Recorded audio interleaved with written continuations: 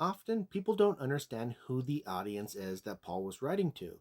It wasn't to Jews, it was to Gentiles. And that's why he seems to be breaking away with tradition.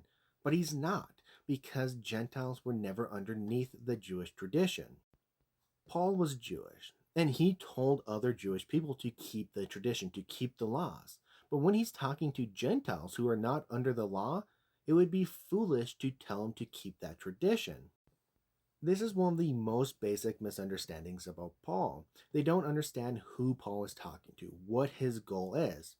And because of that, they don't really understand the entire context here. So they just think that Paul is breaking away from the Jewish practice, but he's not. Again, he's speaking to Gentiles.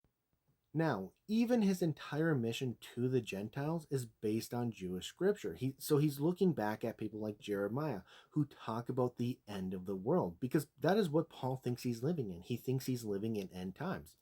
Why? Well, because Jesus has been resurrected, and that signals the general resurrection. That's why Paul calls Jesus the first fruit.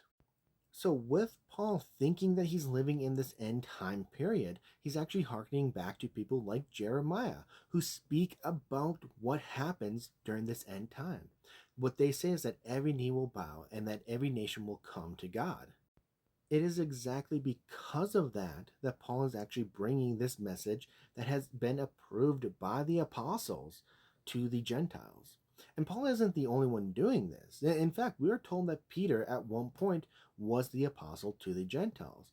And Paul also tells us that there are other individuals who are bringing this message to a wider audience. This message, again, is approved by the Jerusalem sect.